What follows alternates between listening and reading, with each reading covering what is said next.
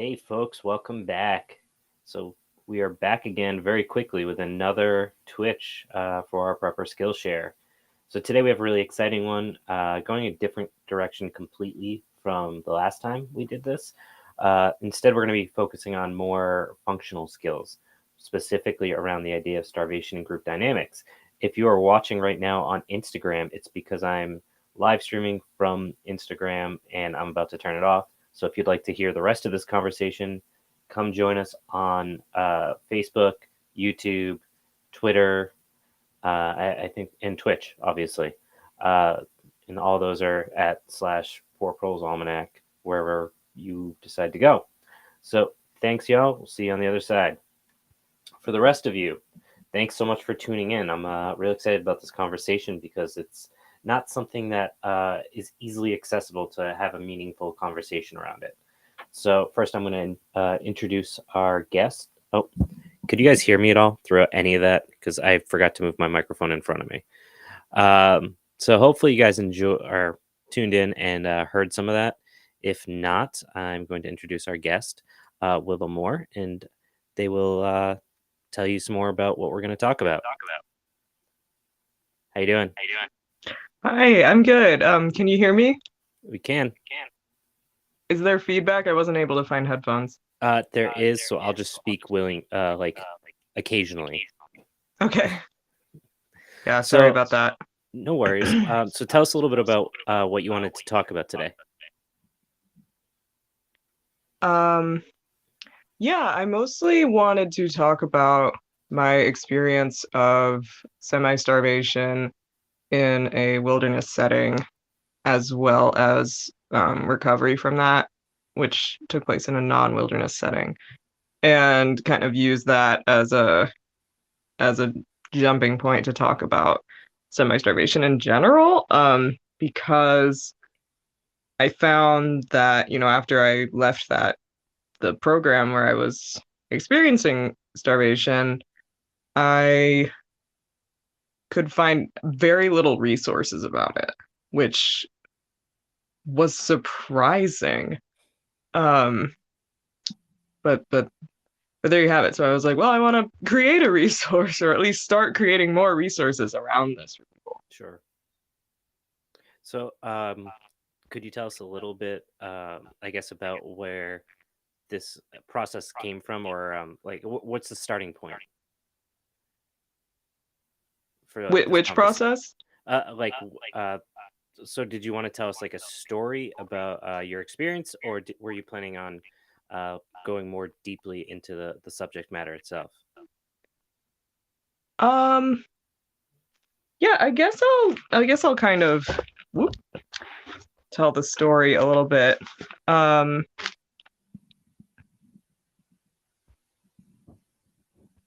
well, so there's different kinds of. I made little notes, so I might glance Sure. down sometimes. There's different kinds of. There's like different ways that you can be starving. Um, you can be eating no food. You can be eating food, but like very little.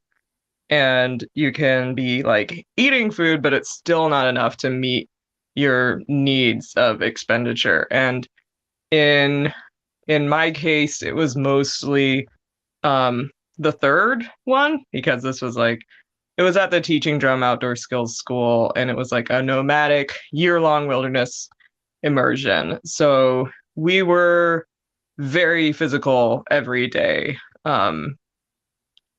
Like at least gathering firewood twice a day, and we didn't have containers for water, so like walking to the water, just being like very physical. And when it got colder, the body has another task of like staying warm, and you don't have, by that point, I didn't have nearly as much like insulating fat, so all the heat just goes away even with like 6 layers of wool, like Yeah. insanely Still outside. heavy clothing.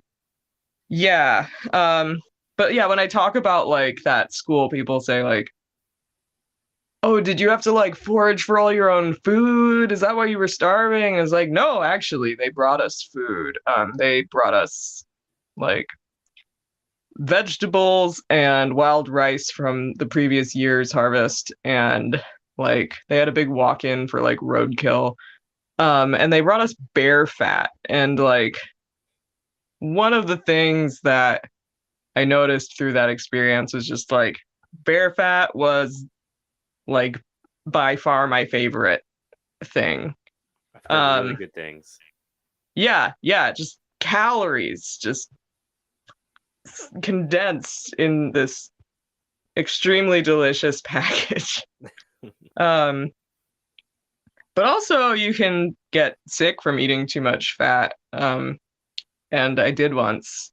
And I think it's harder to gauge when that's going to happen when you're like super, super, super hungry. So like,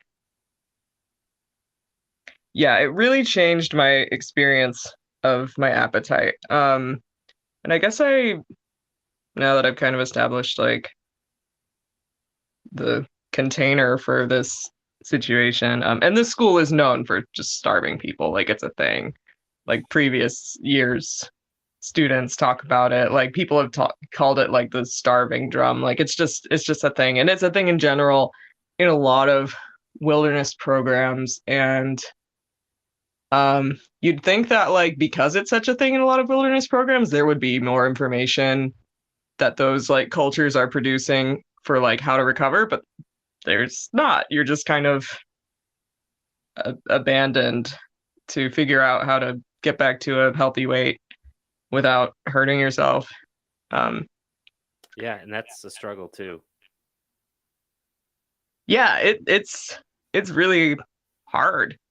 Um, but I'll get to that. I just want to talk about like what happened to me and the people around me while we were experiencing just that calorie deficit.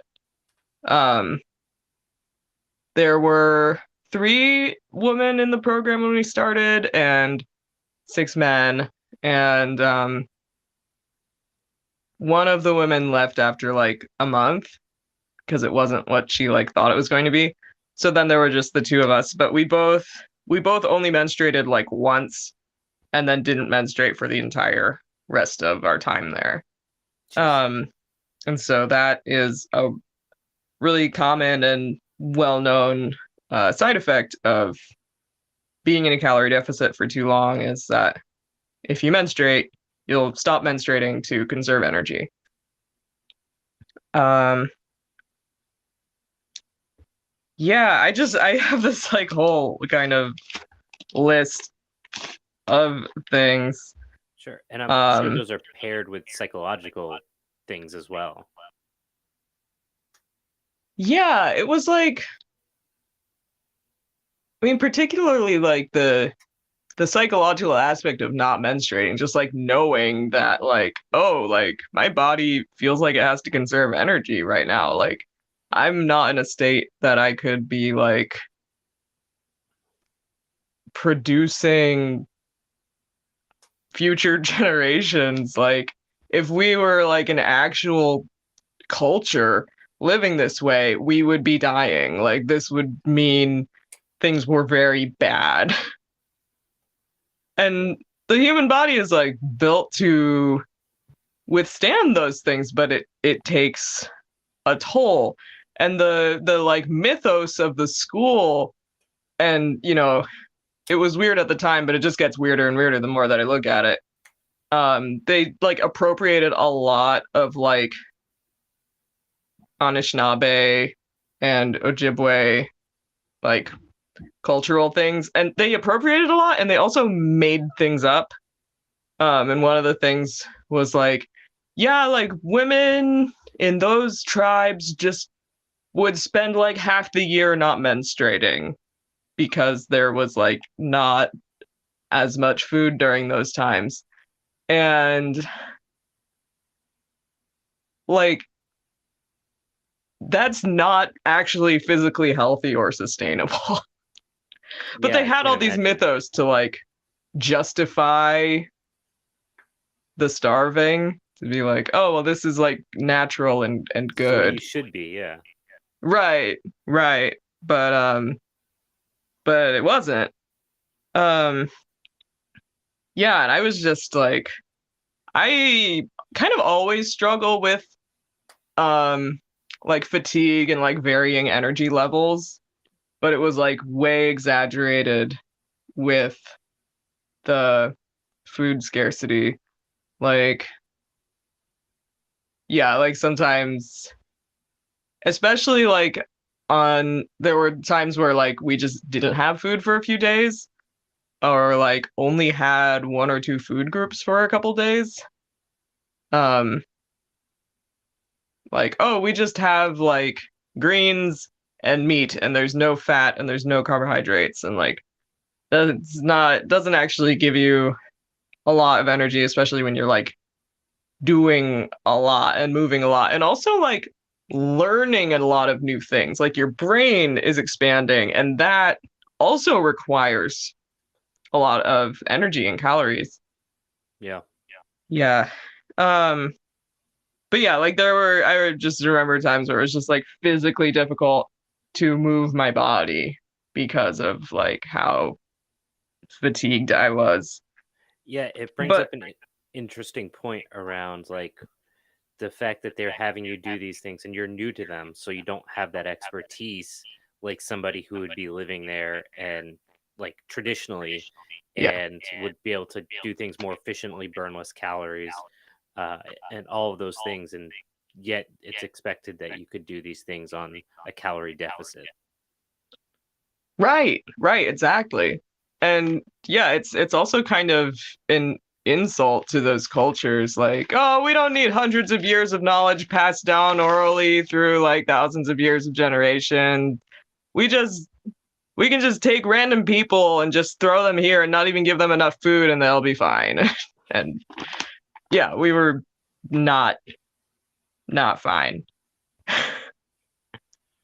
Um the strange thing is though that sometimes like I think people kind of talk about this more in the like realm of like fasting that like I would suddenly have like it seemed to come out of nowhere. I would have like really euphoric experiences and like having a lot of energy and just feeling like light and a sense of like ease in movement that like I historically had not felt.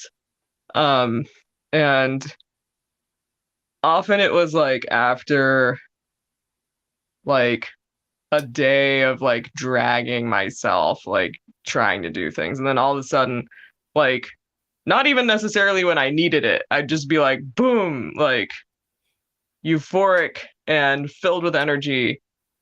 And it's just like my body just tapped into an energy reserve and gave me some endorphins and was just like, go, get food or something, like remedy this situation. This is Yeah. your time window. Yeah, it's interesting. Like you don't get to decide when you have energy. Yeah, it seems like that would be a good thing to be able to control that, but also I guess like the body is desperate at that point. Yeah, yeah. And there probably are some people who maybe have more of a sense of control over that, like people who fast a lot and kind of have honed in on their metabolism or like those breathing exercises and stuff. And the school kind of like threw a lot of like concepts like that at us. Like they like talked about breathwork stuff some and we're talking about that some, but they didn't like actually teach us how to do it. They were just like, here's a concept. If you just like spontaneously figure out how to do this, that's great. And a lot of the stuff was like that. They'd just be like, here's a concept, go teach yourself. And it's like, okay, this is more of a like container for self-learning than it is a school. Yeah. That I guess that was kind of the point. Yeah, so tell us a little bit about how the group dynamics played into this starvation. Yeah, well, because of the psychological changes, I just feel like we weren't, we're already like a group of people who have never met each other in a difficult situation and put starvation on top of that. So, like, everybody has like wildly varying energy levels.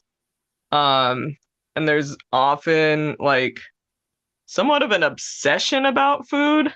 Like you think about food a lot and develop weird habits around eating. And yeah, there was like a certain like, I remember one time they brought us like enough bananas that everybody could have seven.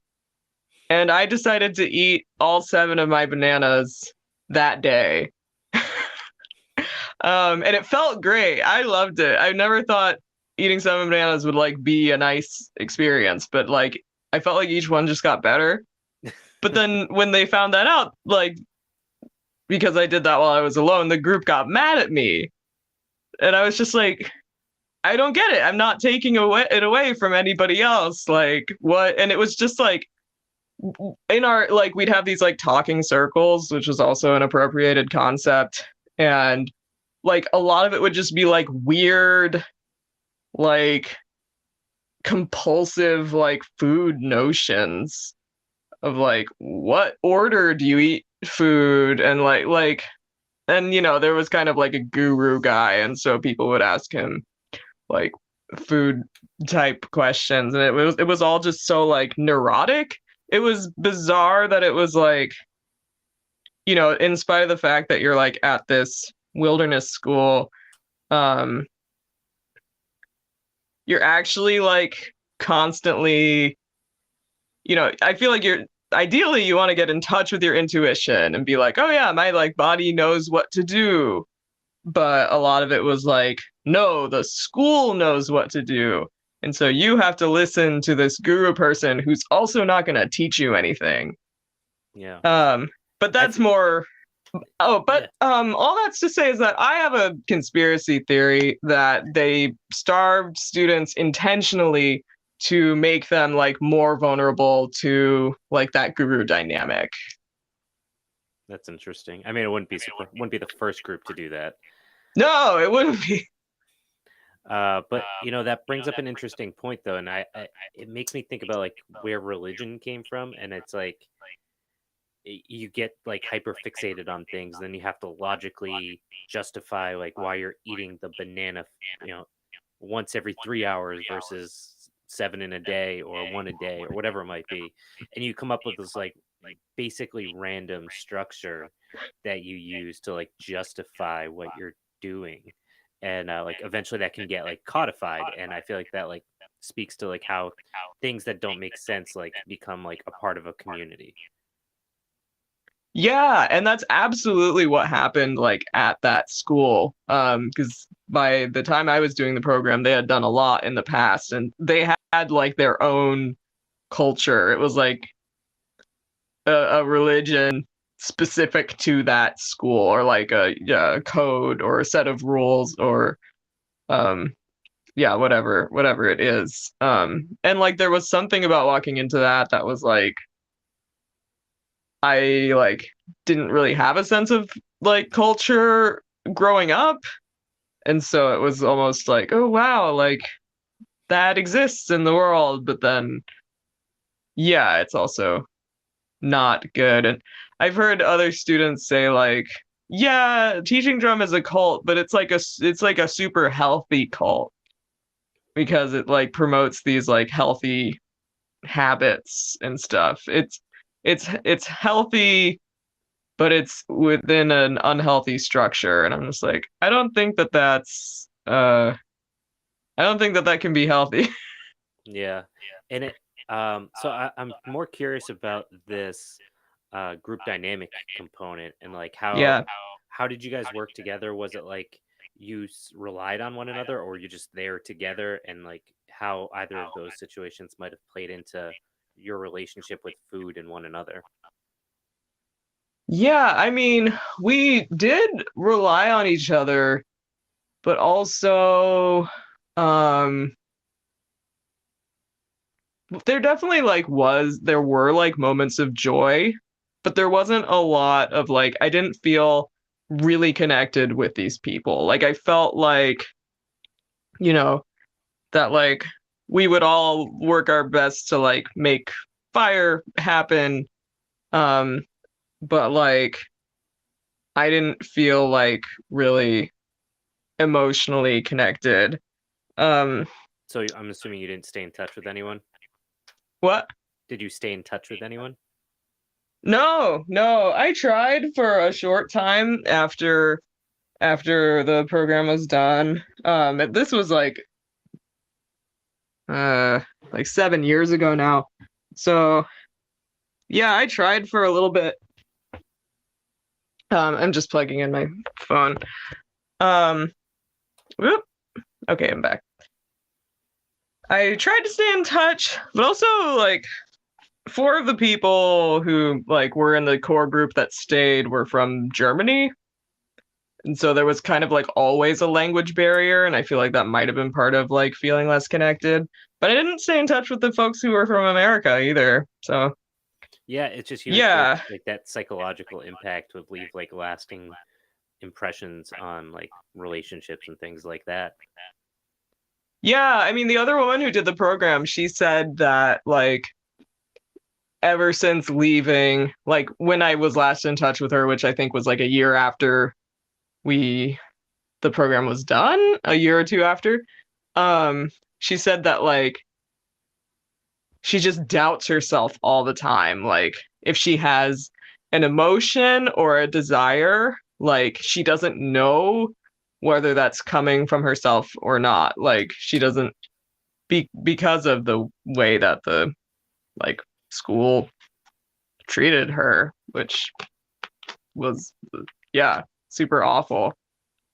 Yeah. Yeah, I remember feeling like I mean, all of us had less patience because like when you're starving, that's one of the things is just like you have less emotional resilience and I mean like it's different from like controlled fasting situations cuz like sometimes I feel like when I'm like in a controlled fasting situation, I have more emotional resilience or like it's totally different. But like in that situation, less emotional resilience, less patience, um also like no like sex drive or any kind of interest in that kind of thing. And I like asked the other people in the group and they were all like, yeah, nope, it's gone because That's energy.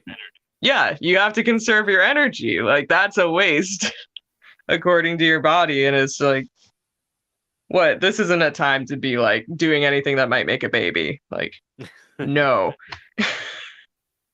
Yeah. Yeah. But yeah, I just didn't end up feeling and I feel like normally like being in outdoor spaces with people and working together to like set up camp and stuff is like this incredibly bonding experience. But I I can't help but feel like that was disrupted.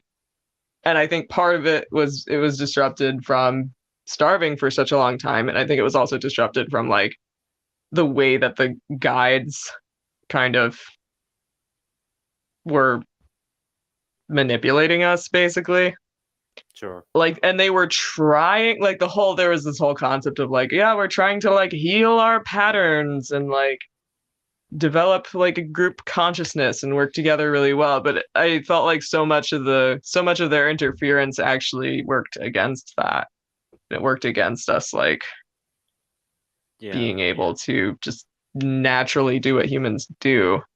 So I want to ask, as this like year went along, how did that starvation change, and how did it relate to like that group again?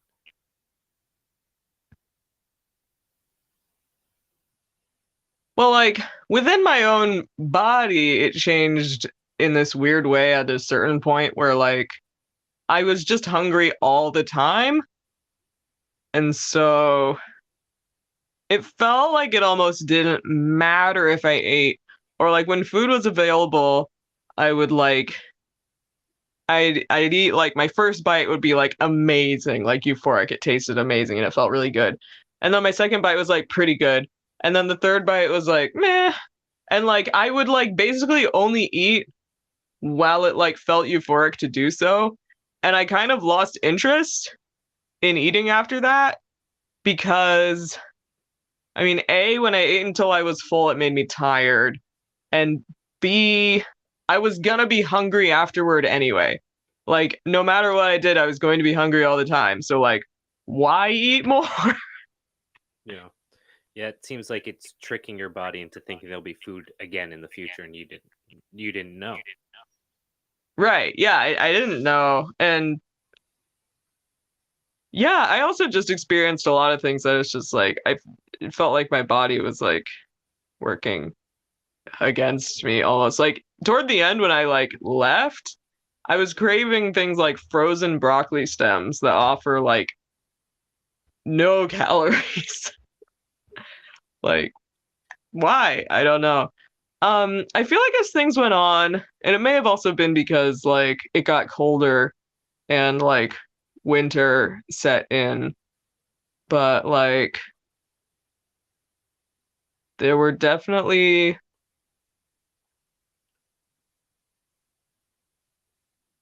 we just like weren't like kind and nurturing to each other. And And do you think that was because of the dynamics at play or because of the starvation itself? both I think, but I think because of the starvation, after I left the school and like was trying to figure out like what just happened to me and how do I like recover and gain weight, I looked up I tried to do a lot of research and one of the only things I could find was the Minnesota starvation experiment, where they put a group of like what was it? People who objected to the war on a moral basis and like refused the draft because of that. Um, they put a group of those men through a semi-starvation process that was like very controlled and monitored. Like they were constantly like weighing them and stuff. And when I was reading about that experience, like I noticed so many things that resonated with my own experience, including like in the beginning of the experience, like people were talking with each other a lot and it was much more social. And as it went on, the social interaction just decreased. Like Yeah. they'd be in a room, whether during mealtime or not, and people just like wouldn't talk to each other because they didn't have energy. Yeah. I And mean, it it makes was sense. it was similar in our program. Yeah, so I guess you've kind of covered the starvation process, especially within the group setting. Um, so let's talk about kind of the aftermath. Yeah, I mean, so the aftermath started like when I decided to leave the school, and I decided to leave the school because like I like had almost no control of my bowels anymore, and I was cold all of the time, and like it felt like my brain like wasn't working, and I was all I wanted to eat was frozen broccoli stems, and I had an infection on my thumb, and the treatment protocol for that is was like I was watching another person in our group go through that. And also, you're just more vulnerable to infections again when you're in a deficit of calories and when you've been in a deficit of calories. Your body like deprioritizes healing things, I think. Yeah. But also like weird stuff gets healed or shifted. Like my teeth got straighter during that experience. I have no idea. Like only I would have noticed, but I was like, this definitely happened, and I don't know why that happened. Yeah. Um, Interesting. but yeah, I decided to leave because I was like, I'm dying. Do you mind and me and I was asking like how long trying you were to there? ask the guides and the other people there, like, how can I stay warmer? What's happening with my bowels? Like, and just no support, no support. So how long were you there? 7 months. 7 months. Yeah, that's a long time. Um, Yeah, yeah. Do you yeah, it was mind a me long ask? time. Do you mind me asking if how much you lost? Um, uh, basically, I went in like I mean, you don't have to say your weight or anything. I'm just curious, like, Yeah, I think I lost 25 pounds, but I was already on the low side of like what's normal for my weight when I entered the program. And they did this like they would like do like a caliper test to test like our fat versus muscle ratio. And I remember toward the later months they were saying like, oh, like you're increasing in muscle and decreasing in fat. That's cool. And I'm like, I know that's like what athletes or like bodybuilders or like particular people like want to do, but I'm in a survival setting and that's actually not good. yeah, Not to mention, I was not stronger because of that. Like in some ways I was lighter, so like doing things like running or walking long distances was kind of easier. But I remember we got a deer. They brought us just this like massive frozen roadkill deer. And so we like tied the deer's legs to a stick where like one person could get on each end of the stick, put it on their shoulders, and stand and walk. And I couldn't stand. I just couldn't even like get from a squat to a standing position with that weight on my shoulder, which I could do now, no problem. yeah, So I wasn't actually stronger. I was weaker. yeah, yeah. That's I'm sure you put on some muscle, but not nearly enough to offset like what you probably lost. You probably put muscles on in weird places. Yeah, or like maybe I don't know exactly how it works. I just know that I was like less physically strong. Yeah, Um yeah, it was it was weird. And I was also just less resilient in a lot of ways. Like I was just less resilient to the cold too. yeah. So Um but yeah, so I left and um I remember like going to I like stayed in Minneapolis for a few days while I was like trying to arrange for a plane ticket and stuff. And I remember like going to the grocery store and being extremely disoriented and just like getting like $100 worth of food, but like trying to get the kinds of things that we were eating at the program because that was what I was used to.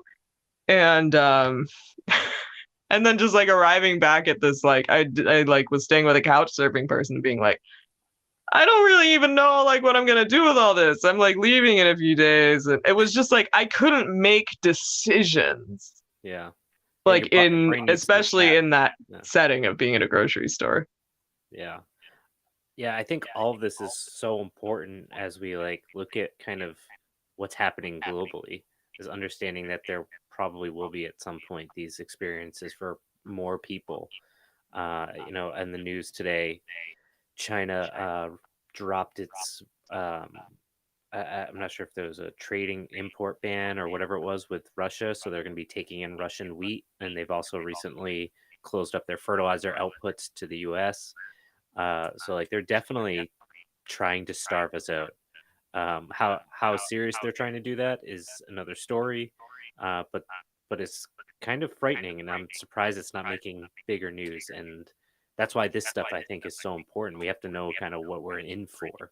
Not to say it's going Yeah, to be that severe, but we don't know. yeah, yeah, exactly. And that's the thing. Like you don't always get to like know when it's gonna happen. You don't get to like prepare. Um, and that's why I'm just confused as to why it's not common knowledge. And not Yeah, only is it not common knowledge, it's super hard to find resources about what happens when you're starving and what happens when you're recovering and like how to do that in a safe way. yeah. So I want Yeah, to like ask. Um, you've brought up this like very immediate impact on the way your brain works, the way your physicality. How long does that last? Does it change? Like what's kind of the next steps? um it took a really long time for like I had a lot of trouble focusing and making decisions. and I had a really hard time reading, which was especially challenging because I was like trying to do research to figure out like what's happening to me. Like, what do I do? Why do I feel this way? Why can't I read? I don't know because I can't read for more than like a paragraph. I would just like read the same sentence over and over and over again and just like not. And I've always been like a super reader. I've just always like, I would like binge read as a kid. So it was just, yeah, really different and foreign to me. And it's not like I didn't read at all while I was at the school. Like we were able to send and receive letters, and the school like had some materials that you could read, like little booklets and stuff about their like made up concepts. Um, yeah, so like that's one of the things that like sticks out to me so much. It's just like I could barely read. Um, Also, initially, I had trouble like keeping physically still. Like, I was so used to being so mobile all the time that like I felt like I had to continue doing that. Um, Also, I guess because I couldn't focus on anything like immediate to me, like physically going somewhere felt more like something that I could do. But after there was like a point after a few weeks of like being back at home, um, I stopped wanting to move all the time and I started wanting to rest a lot. And that was also when I started being able to like focus more and read more. And that's also when my cravings shifted from like things that were similar to what I had been eating to like extremely dense foods. Um and it's really important not to shift dramatically. Like I think it's good that I was like craving the kinds of things that I was eating at the school for a while before I like shifted into eating more calorie dense things, because I think it would have been really shocking to my body to just like immediately start eating really calorie dense foods which I hadn't had access to for months. Um like for people who have starved, like for people who do that show Naked and Afraid, I've met some of those people, and when some of them are eating a little bit the whole time, and some of them are eating absolutely nothing the whole time. And if you've been eating nothing and then all of a sudden you're like back in civilization and you go and you like eat a whole block of cheese and like, I don't know, like bread and like really calorie dense stuff. Um, it can actually, depending on how long you've been starving, it can actually kill you. Um, they call it refeeding syndrome. But even if it doesn't like kill you, it can be really bad for you. It can be scary. You can get like a lot of bloating. You can get pain. You can get severe edema, which is like parts of your body retaining water. That can also happen deeper in the starving, um, deeper in the starvation period. The Minnesota starvation experiment guys started getting a lot of edema at their ankles. Um, and I don't really know why. I got a little bit of edema um when I was like a month or two into eating like really calorie dense foods. Yeah. But yeah, I'm also really lucky that I had access to really calorie dense foods when I started craving them. Yeah. Yeah, it's funny you bring that up because my grandfather was in World War II and he was a POW and he had escaped, and this was in Italy, and my great grandparents still lived there at the time, and when he finally made his way back home, like the story goes that he came home and had a bowl of soup and then went to bed, and I'm like, how could you have gone like a month trying to travel by foot and then come home and had a bowl of soup and been like, I'm gonna go sleep? And like it makes more sense like as you're kind of talking through this. Yeah, and like but some people like want to eat a whole lot, and it's actually not good to do. Yeah, Yeah. and I'm imagining for him like they lived in southern Italy and it was pretty poor, so I don't think like the experience of starvation was like totally foreign. So they probably, I'm assuming he probably knew a little bit or was more intimate with it than like the normal American in 2022. Totally, totally. Yeah, it's odd how like we don't know how to deal with it. Even though like a lot of people also don't have enough food. Generally, like some of the most at least calorie dense foods are also like really cheap. So like even if you're starving in every other way, you can often at least get enough calories here. Yeah. But it's still not good. Um, yeah. Yeah. So uh, at what point was it that you switched to wanting those calorie dense foods? I feel like it was a few weeks. It was a few weeks, and it was.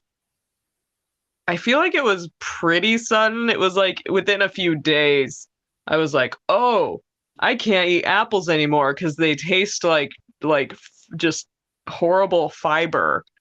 Like I couldn't eat anything with fiber. I was like, "Oh yeah, this is like being a kid again." Like we had eaten so much like cabbage during the program, and like I didn't want to touch cabbage with a 5 foot full. Like I didn't want, yeah, fruit. I still wanted a lot of fat. I I also like felt so weird about like being like back in civilization, and so I was like dumpster diving for most of my food. But I found some really great stuff. Like I found a lot of cheese, and cheese was something I wanted a lot because that it's such a dense food. And it has fat, and it's just like that was all of that was exactly what I was wanting. And I was just like drinking heavy cream as well. And I couldn't drink milk anymore. Milk made me super sick. And to this day, I can only drink milk if it's like local, raw, unpasteurized, like higher fat milk, like from Jersey cows. So that's just like a permanent change that happened to me. 'Cause when I was a kid, I drank milk all the time. But yeah, cheese, heavy cream, chicken skin was like the best. I remember one night I found a bag of uncooked rotisserie chickens and a whole duck. Um, Oh, and duck like I skin. could only carry home so much, so I like put a whole duck and two chickens in the oven and like ate all of the skin in like 1 or 2 days and just had all this like meat left. And I was because I was dumpster diving, I was doing all of this at midnight. And it was good because I didn't want anybody around. Like I didn't want anybody to like see me eat. Cause I would just like sit at the table and just like slowly eat for hours. And again, like with the Minnesota starvation experiment, um, other people had described like that shift of like wanting really densely caloried foods and not wanting to be around other people while they ate because they had developed like very strange habits basically, um about like how the food has to be and how they have to eat it. And yeah, again, that like social degradation component, because like food is supposed to be something that you share with people, but like, yeah, now like coming back into having access to all kinds of foods, um I just knew that like the way I was eating wasn't compatible with other people. Um, and also I was hungry all the time. Like even if I ate until I was completely full and couldn't eat another bite physically, I was still hungry. And that was like worse than the starving part. Yeah. It's like a your brain is just paranoid that that's going to be your last meal. Yeah, yeah, I guess. I would wake up in the middle of the night and I wouldn't be able to go back to sleep until I like went and ate something.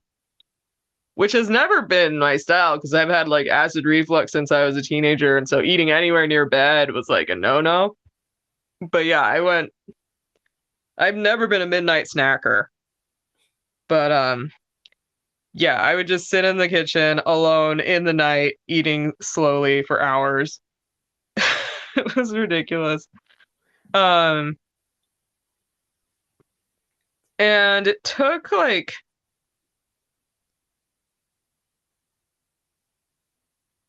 also my toes like felt weird for a really long time, and I don't know if that was like I had gotten frostnip or something, but like over several months they kind of like went back to feeling normal. Yeah, that's Um interesting. yeah, and as I said before, I did get some like edema when I was like refeeding. One of the resources that I found other than the Minnesota starvation experiment was well, I had read about AT hikers experiencing their trail appetite even after they got off the trail, which like I felt I was kind of relating to because I was like, well, I'm not living outside anymore. Why am I still so hungry? Um, but it's like you're in a deficit. Of course you're gonna be Yeah. so hungry.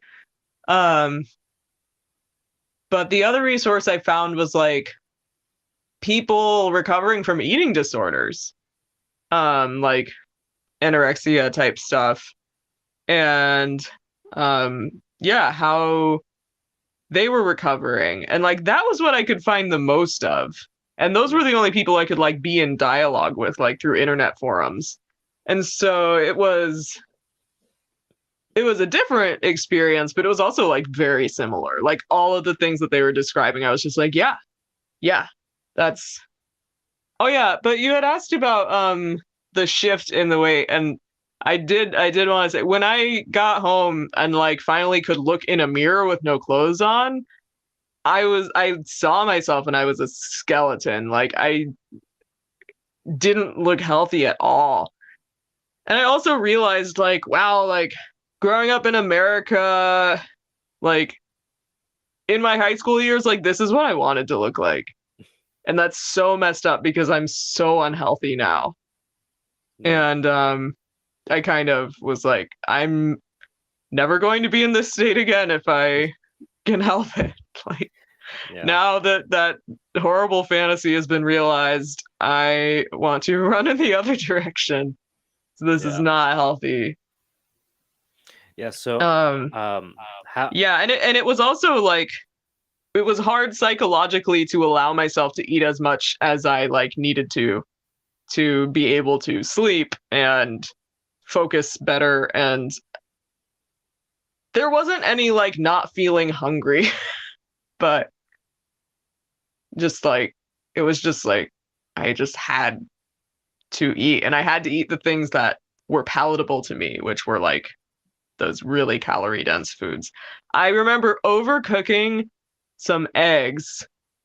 I was like I fried a couple of eggs and I cooked the yolks too much, and I cried and I broke the plate because I was so hungry, and like the yolks only felt nourishing to me when they were like runny, Yeah. and I was just like so deeply devastated by just overcooking eggs, which like now if I did that I'd be bummed out, but I'd be like, okay, I'll make some more eggs. Like I don't need to cry and break a plate. Yeah. Yeah. So, when did would you say that the impacts of the starvation started to wane? Like, how long did that take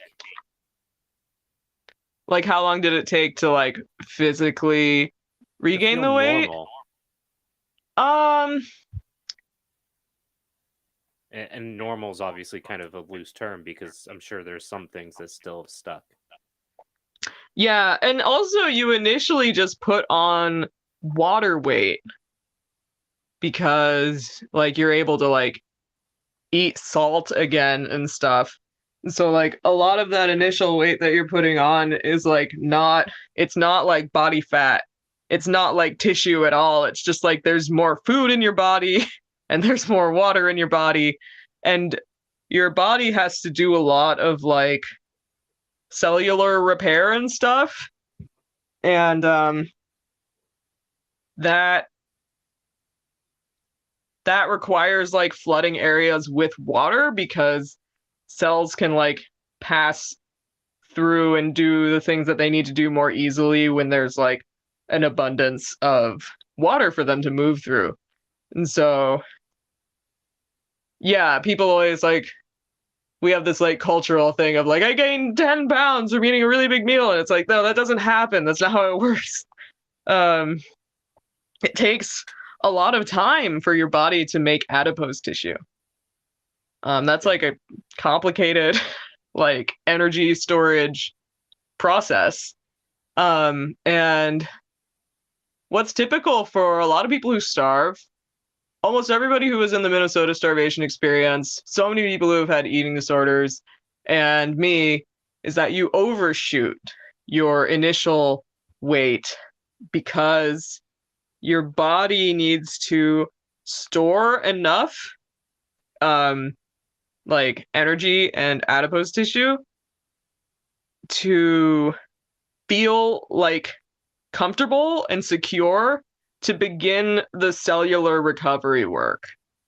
Like if you've starved long enough, your your body has like stripped fat from really weird places. Like it demyelinates your nerves.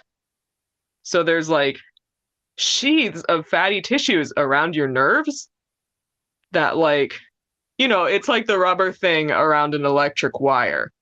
It insulates them, it protects them, and your body will like eat that to keep you alive, to keep your basic body functioning. And so it makes so much sense that like it feels like your nerves have been stripped. Like when when you've been starving, like you just don't have you're like on edge in a lot of ways. And that was one of the things I learned when I was like researching about people who had eating disorders. Like there was one website where I found like a lot of information. And I also, once I started being able to read, I was like obsessed with like learning all of those things. It just became like my new, like, I'm going to hyper focus on this Yeah. so that I feel like there's like hope for me to not feel hungry all the time. Yeah. Yeah. We've got a comment. I don't know if you have some input on it. Someone says that their body has been stuck in starvation mode and they have fluid retention, and they still struggle with eating from getting sick and vomiting so much. I don't know if you have any thoughts on like that process. I don't know because I don't know um why they're like are they having trouble eating because they're getting sick and it makes them vomit, or Not sure. it's unclear to They might me. respond. Yeah. But yeah, it can take a really long time for your body to like not be in starvation mode anymore. Like, and even though like it only took 4 or 5 months for me to like regain enough weight to start menstruating again, I started like not feeling hungry all the time around then, but like it took years for things to normalize. Like, I really do think that the damage that's done while you're starving takes years to heal. And I still go through sometimes um days or just like hours within a day of like suddenly I'm really, really hungry and I like need to eat really calorie dense foods. And I feel like it only happens like maybe once a year now, but I never know when it's going to happen. And I just have to give myself full permission, like, oh, okay, like, It's that time. I know why this is happening. Like, I had this experience. You just have to, like, trust in what your body's doing. um, which like felt scary to do, especially because like, I grew up with a lot of like fat phobia and really internalized that.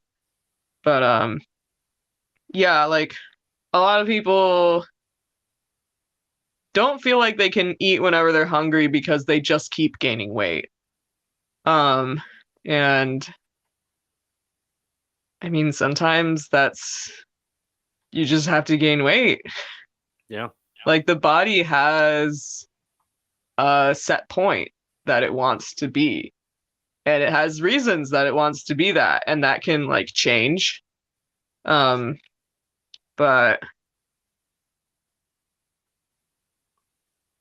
Yeah. yeah, it's not gonna just you have to go on that journey. You have to like overshoot and maybe it'll go down on its own and maybe it won't, but you can't start restricting your calorie intake again.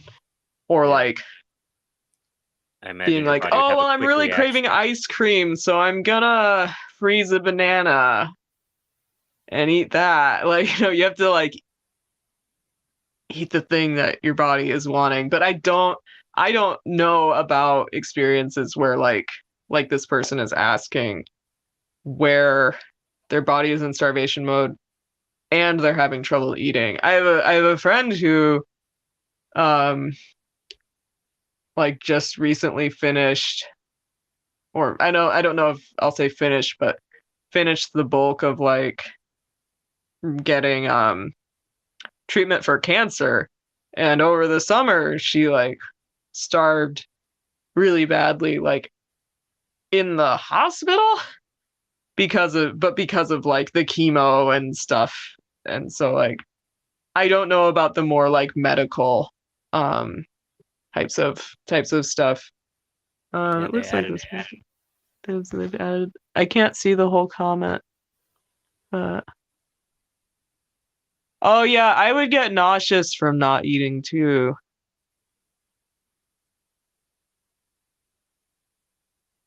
Oh, that sounds really hard.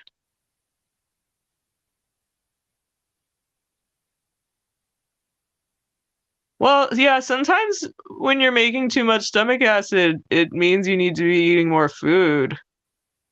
Well, yeah, because when I would wake up in the night, I would actually be having acid reflux, and when I ate, it made the acid reflux go away, which is like the opposite of how it usually works for me.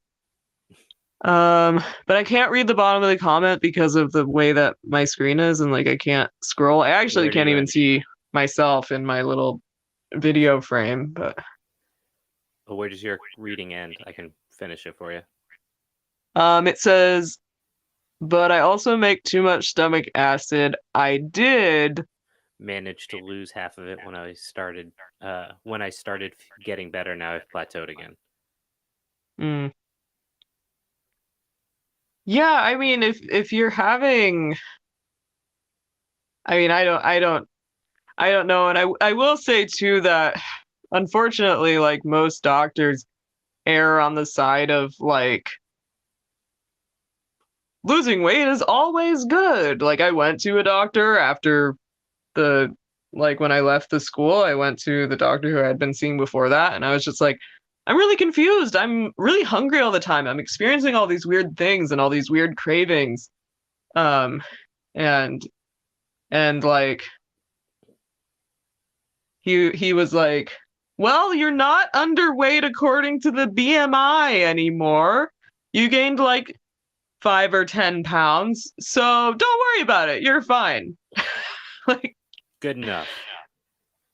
I was not fine, and um, but some of what I've read has indicated that like if your body is like trying to gain weight, it needs that for some reason to like heal whatever's going on. Yeah. Um, Yeah. So but yeah, I can't really speak too much to that because I haven't had that personal experience. yeah. So I do want to ask. I guess like you've talked about that fact that this takes years to recover. Has it changed how you relate in terms of like groups of people from this like experience at all, or was that outside of the food component, has it basically stayed the same? Um,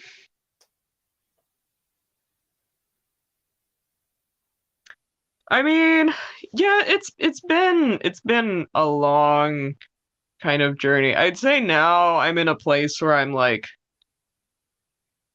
lot more compassionate with other people, and I try to be um like nurturing and nourishing in my relationships and friendships, and like offer warmth and connection, um even when people don't have like the time or the ability to like be present and receive that or offer it back. um I've just felt like, oh, that's something that's really important um to be able to do. But it took a long time to get to that. um like I really struggled leaving the school, like, because I felt like I couldn't really talk about my experiences there. 'Cause I left that place and went to New York City, and the people just didn't have a framework for, like, I couldn't just be like, yeah, well, we had a talking circle after the morning fire, and we talked about like the guardian exercises that we've been doing.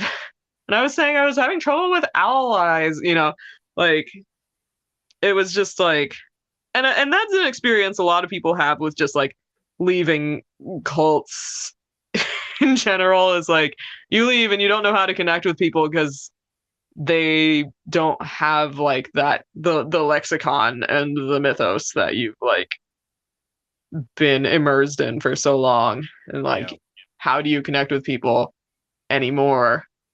um yeah, and yeah, I think that for a while I was just like pretty aloof. um like people who knew me at that time described me as like aloof, or they felt like I was intimidating. But like I was just really struggling to connect. And I still experience that some now. Um, but yeah, definitely over the years developed more of a sense of like how to start connecting with people again. I just like had a lifelong thing of just having trouble with like group social situations. Like if it's like a group of my friends or a group of like particular people, I can handle it. But for the most part, like I need to talk to people one on one. Um, that it's just like overstimulating when there's too many people. sure. So I think the big reason why we wanted to do this is because it's an important skill, um, or at least I don't even want to say skill, but rather like a piece of knowledge, uh, given the world that is unfolding in front of us. So I don't know if you have any particular thoughts of things that you would suggest for people that are concerned about this experience in the future, that either they can do today to prepare for if this ever happens to them, or like what do you think are like next steps for people that are watching? Hmm. I mean, I want to like make a zine or something. I want to like have like a tangible piece of media that I could just like offer people and say like, here. Um, I do think that like anybody who wants to learn more about this, like finding anything you can about the Minnesota starvation experiment, um, is probably going to be your best resource. Not that it's perfect or anything, and it's actually sometimes kind of hard to find good information about it. There's a little bit on YouTube.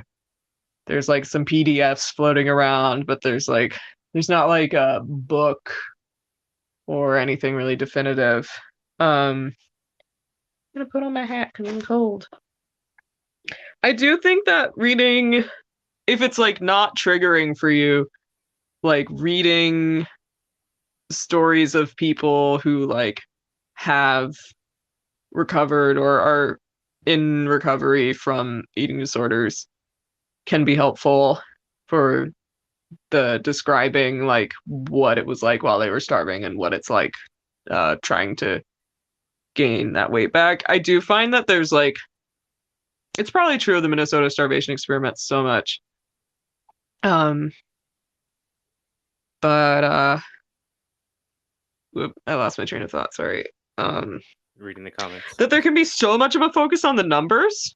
And I remember like in high school when I was like really obsessive about like weight stuff again because of like fat phobia. I was just like thinking it was always the numbers. It was the numbers. Oh, weighing 100 whatever whatever, and then weighing 100 whatever whatever, and like, and when I reach this number, I'm going to restrict in this way, and this has this many calories.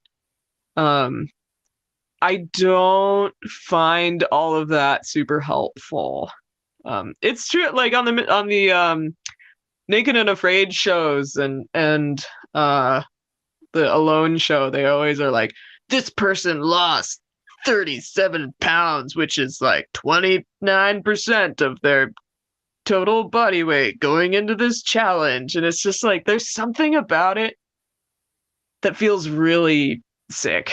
Gross. Yeah. Yeah. Yeah. Um, so yeah, I feel like, and it's hard reading about that experiment too and looking at the photos of the men. It was obviously like a really hard time. And also just like medical stuff, like experimenting on people weirds me out. So I feel like the best time to like do this is when you're feeling really resilient and like you have the support that you need to like look into it. Like if reading about this kind of thing is gonna like trigger um disordered eating for you or anxiety or whatever, like now's not the time. But like when you have a time where you're feeling resilient or like you have a friend or family member who's like also interested in that, I think it's important to yeah to learn about it and to collect those like stories and understand because some people really have to and some people really should. It's just like not in our cultural pool of knowledge right now. Yeah. And And so it not should be. everybody has to know, but hopefully like enough people. Yeah. It's a reality for many people across the world. And unfortunately, will probably be a reality more so in the future. Yeah, yeah, we've got a lot going on in the Yeah. world right now. So, for folks that have enjoyed listening to you talk, do you have a Venmo or something like that? They could throw you a couple bucks. Oh, I do have a Venmo. I think it's Willa dash More, and they're WILLA MO dash MOORE, and there's a picture of me looking uncomfortable with a giant cat on my shoulders. Um, So now it's codified. So yeah, this has been great. It's really interesting to hear. Not that it wasn't great that you went through this, but but it was great to like have this experience and to hear your experiences and to learn a little bit about something I don't know anything about. So I definitely appreciate it. I'm sure our audience also appreciated it. If anyone else has any questions before we wrap up, please drop them now so we can answer them until while you're clicking away if you're going to respond. I'll just plug a couple things before we wrap up. So if you are watching this and you're not super familiar with the Porpoise Almanac, we are a podcast. Go check us out. If this subject matter is of interest to you, you'll definitely want to tune in. We have a new episode coming on Sunday night with Dr. Lynn Hunsinger. Be talking about the evolution of the California ecology and what we can take from the Spanish Dehesa model and some of the science that's gone into comparing these regions and what we can do to help make California more resilient. So that could be something that's up your alley. If you are really excited about hearing Dr. Lynn Hunsinger, you can jump on our Patreon, and for $2, you can have early access to all of our episodes. And lastly, if you enjoyed this, you can give us a couple bucks by subscribing on Twitch. And that just means that we know people care about what we're doing.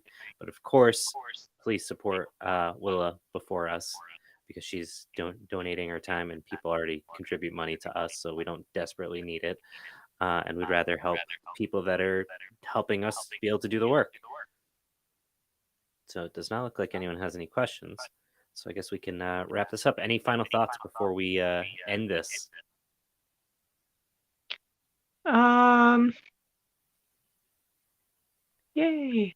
Um, yeah, just don't take starvation lightly. I think that is like my closing remarks is like if there's an experience that's being offered to you that involves starving, like if someone's like you should go on the Naked and Afraid show because like the producers will like send messages to people like yeah, don't take that lightly. It's a lot for the body to have to deal with, especially if you don't have like a like nourishing, nurturing family or circle of friends to like take you back in and like hold space for you while you're recovering from that. Um, it's it's not a good time, and you can experience like permanent or semi-permanent physical damage from it, and It's not fun. it's not fun. Well, thanks so much. This has been great. Thank you for having me. Thank you.